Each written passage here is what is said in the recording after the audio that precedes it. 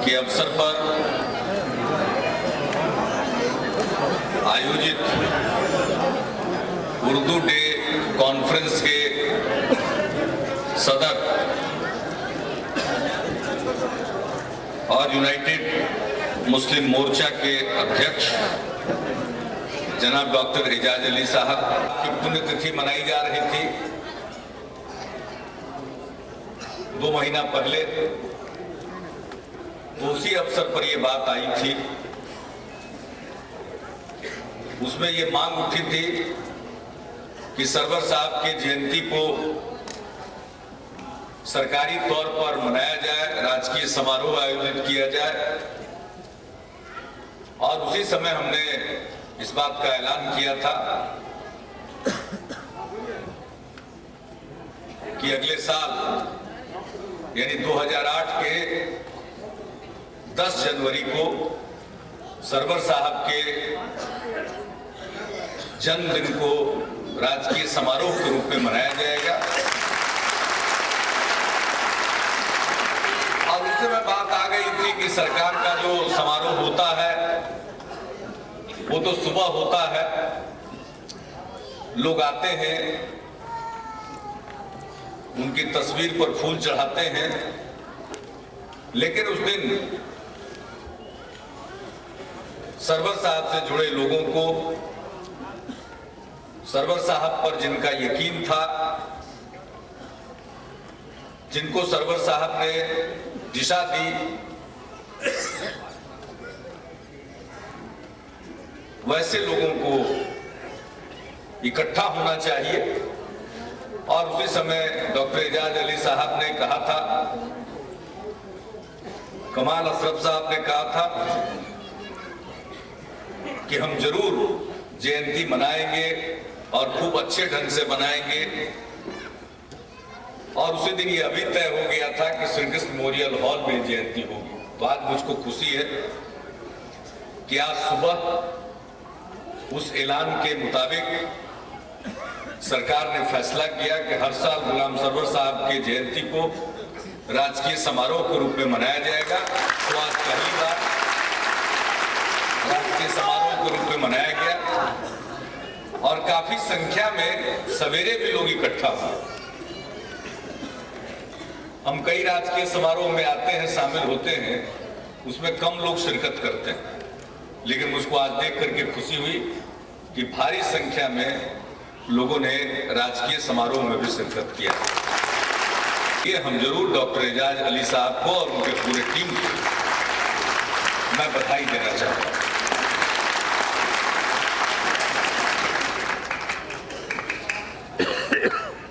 बहुत लोगों की जयंती मनाई जाती है, बहुत रस्म अदा लोग करते हैं, लेकिन ये जो समारोह है ये रस्म अदा करने के लिए नहीं, ये तो एक संकल्प लेने के लिए। यहां बहुत सारी बातें हुई हैं, सब लोगों ने अपनी बात कही है, लेकिन सबने मेरे ऊपर भरोसा जतलाया।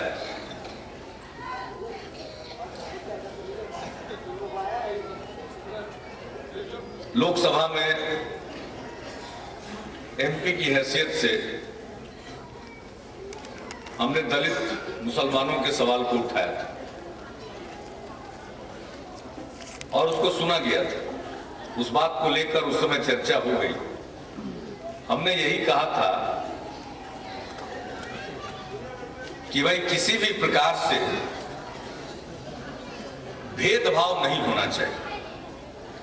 अगर एक ही सामाजिक और शैक्षणिक स्थिति है, एक ही प्रकार का लोग कारोबार करते हैं, तो हिंदू होने से वो अनुसूचित जाति है और मुसलमान या ईसाई होने से वो अनुसूचित जाति नहीं है। तो ये अन्यायपूर्ण है, ये भेदभाव मूलक है। और दूसरी बात हमने कही थी कि ये देश विचित्र है, यहां धर्म बदल लेने से जात नहीं बदलती। और ये कोई आज की बात नहीं, हमने उस समय ये भी उदाहरण दिया था कि 1930 के दशक में एक वाकया हुआ था दक्षिण भारत में और वहां जो दलित समुदाय के लोग ईसाई हुए थे और जब वो गिरजाघर में प्रार्थना में गए थे तो उस समय उनको भेदभाव का सामना करना पड़ा। सर और एक समान सुविधा मिलनी चाहिए, इसलिए हमने इस सवाल को उठाया था। हमारे पहले भी बहुत लोगों ने इस सवाल को उठाया। आप इस सवाल को लेकर के अनेक दशक से आंदोलन चला रहे हैं। उसके पहले भी तभी जुबान से बात की जाती थी, लेकिन बात अब मुखर हो गई। चारों तरफ अब इस पर डिबेट ही नहीं हो रहा, अब निर्णय लेने का वक्त आ गया। मैंने कहा था कि ये वक्त आ गया है कि अब इस पर अंतिम निर्णय लिया जाए। बहुत दिनों तक कालीन के अंदर जैसे बहुत बार किसी चीज को छिपा करके रख दिया जाता है, वैसे इस मसले को अब दबा कर नहीं रखा जा सकता और इस पर फैसला होना चाहिए। अब तो अनेक कमीशन के अंदर गया, उसकी सिफारिश आई तो उस पर गौर करके उस पर अमल भी होना चाहिए। तो अब तो बहुत सारी सिफारिशें और न्याय भी करता है। इसलिए जो दलित मुस्लिम का मसला है अब वो हल हो जाना चाहिए। और जो लोग बोलते रहे हैं उनको ऐसा करके दिखाने का अवसर आ गया। इसलिए जो दिल्ली की सरकार में बैठे हुए लोग हैं, मैं उनको सुझाव दूंगा। मैं मांग क्या करूं? मांग तो हमारी है और जो एजाज साहब की मांग है और अन्य लोगों की भी मांग है, उनके साथ मैं हूं। मैं इसकी मांग कर चुका हूं। इसलिए मैं उनको सुझाव देना चाहता हूं कि वक्त है, वक्त को पहचानिए और ये फैसला जल्दी से जल्दी ले लीजिए। इसमें उनकी तो आज के इस अवसर पर ये संकल्प लेने का भी मौका, वो भी हमको भी सरवर साहब बहुत मानते हैं। अलग पार्टी से कोई मतलब नहीं, कभी एक पार्टी रही, कभी अलग पार्टी भी हो गई। हम तो जनता दल से अलग होकर के 1994 से अलग राह पर निकले तो अलग भी हो गए। लोकदल में भी थे, वो लोग भी थे, जनता पार्टी। और हम लोग जब विद्यार्थी थे तभी से सरवर साहब की धूम थी।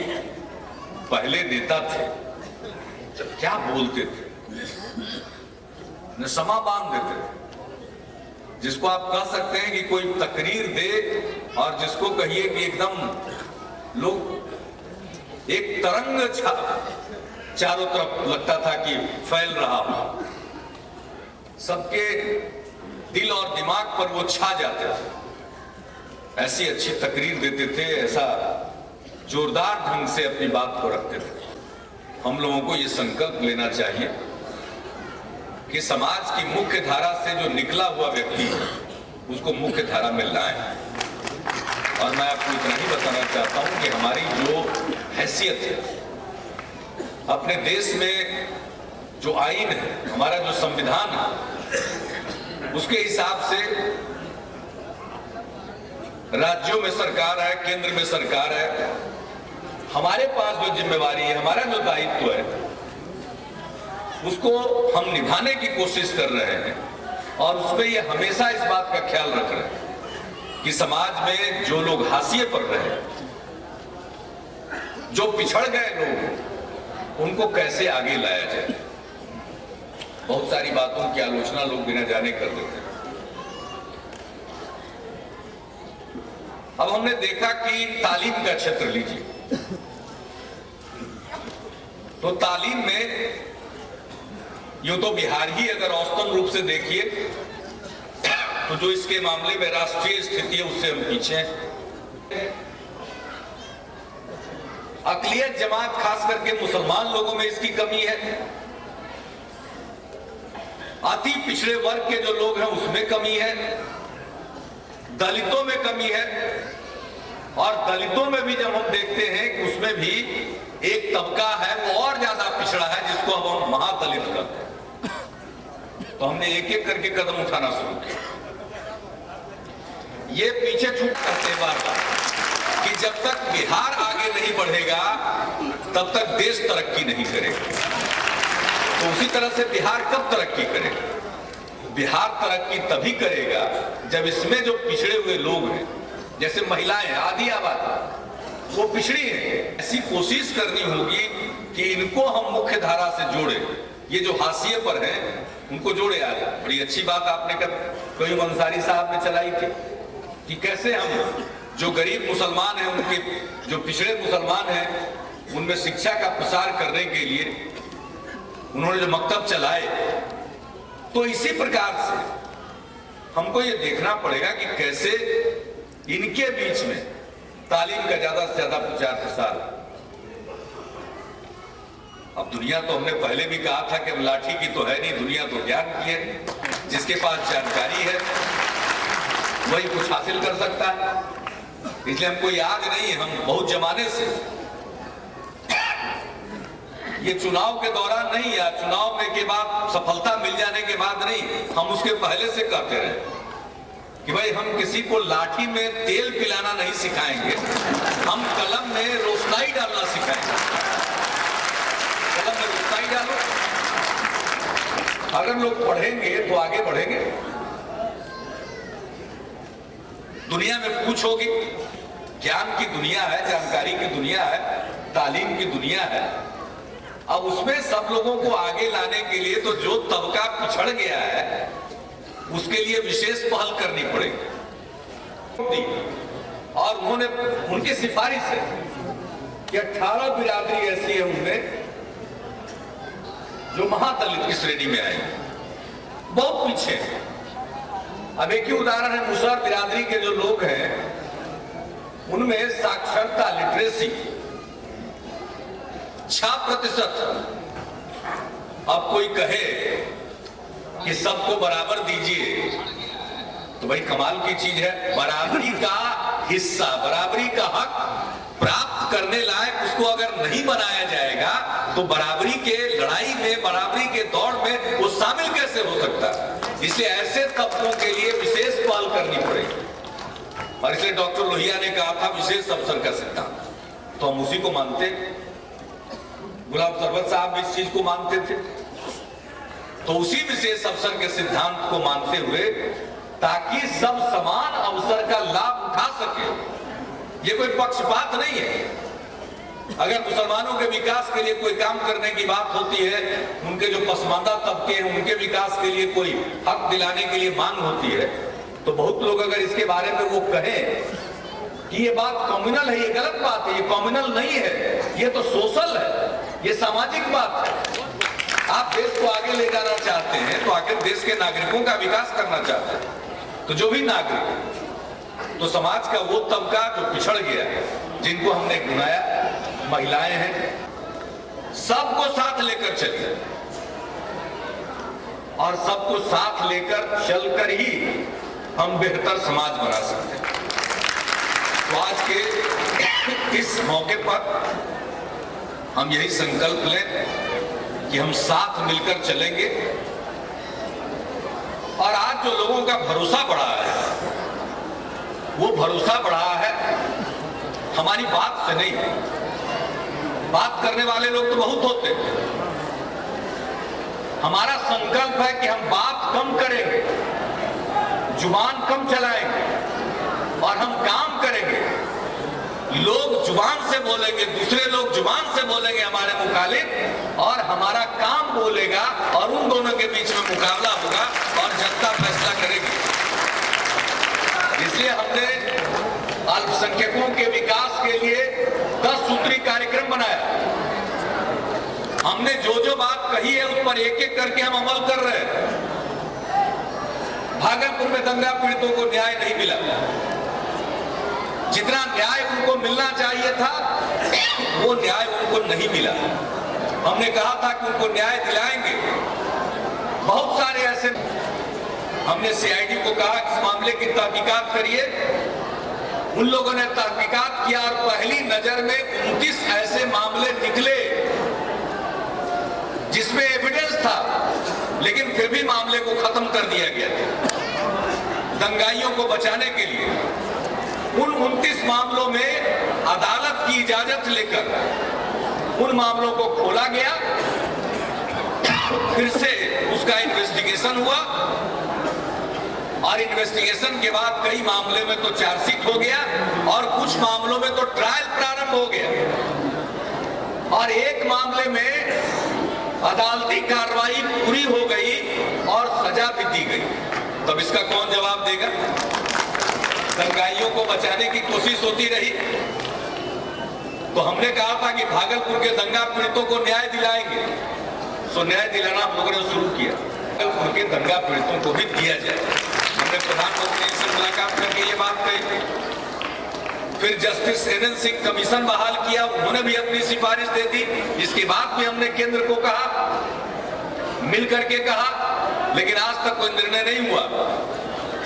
लेकिन जब हम 84 के पैटर्न पर मुआवजा की बात करते हैं तो इस सिफारिश को, एनएन सिंह की सिफारिश को हमारी सरकार ने उसी दिन कबूल कर लिया जिस दिन आयोग ने अपनी रिपोर्ट दी और कबूल करने के बाद हमने उस पर अमल किया। उस पर एक बात है कि 84 के दंगा पीड़ितों के तर्ज पर अगर हम देना चाहते हैं मुआवजा, तो कुछ जवाबदेही केंद्र की और कुछ राज्य की। तो हमने केंद्र की जो जवाबदेही है उनको सिफारिश करके भेज दिया, लेकिन उसमें जो राज्य की जवाबदेही थी उसको हमने स्वीकार कर लिया। उसी में है राज्य की क्या जवाबदेही?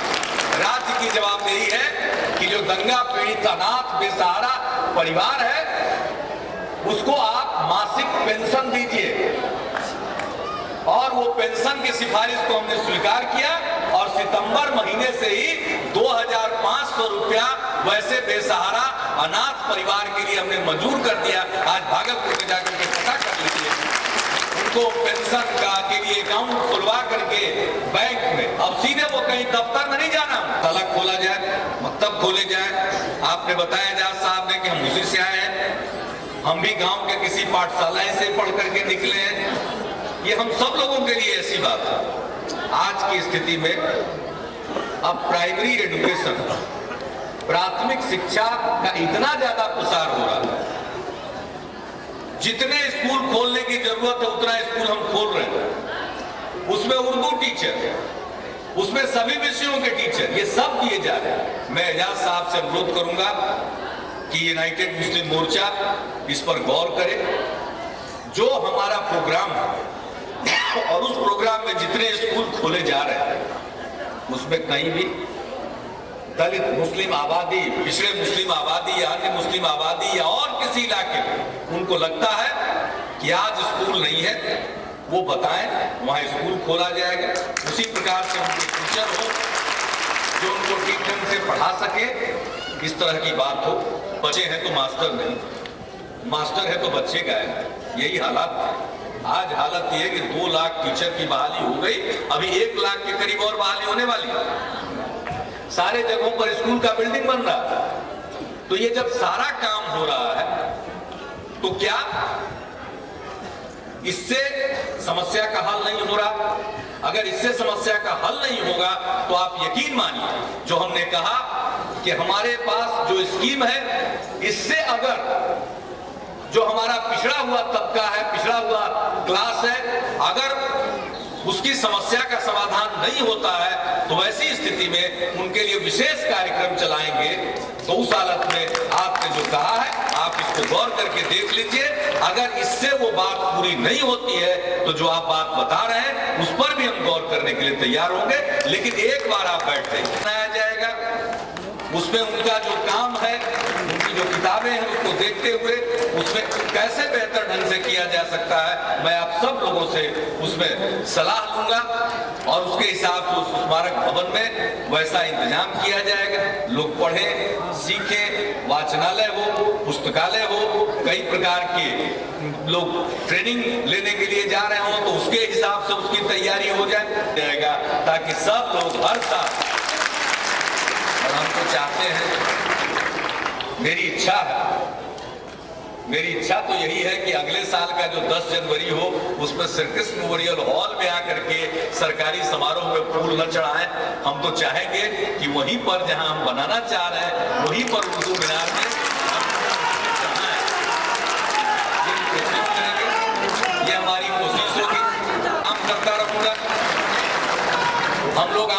बात करते रहें, संवाद कायम रहे, सबको अपने साथ जोड़कर हम चलेंगे, किसी के साथ अन्याय नहीं होने देंगे।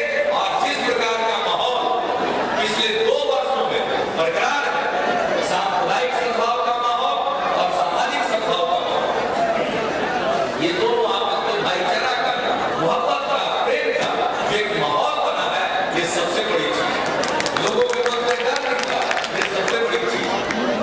यकीन कीजिए, हम इसको कायम रखने के लिए हरने से रात दिन बेमुसील रहते हुए रहेंगे। आप लोगों का सहयोग चाहिए, आशीर्वाद चाहिए, तो ये माहौल बना, इसको हर हालत में कायम रखें। और इस माहौल को कायम रखने के लिए हमें जो कुछ भी करना पड़े, अगर इसके लिए हमें कभी कुर्बानी देनी पड़ेगी, तो उससे भी हम और सब मिलकर हिंदू, मुसलमान, अगड़ा, पिछड़ा, अति पिछड़ा, दलित, महादलित, औरत, मर्द, सब मिल करके एक खुशहाल बिहार का निर्माण करेंगे। सुन्नत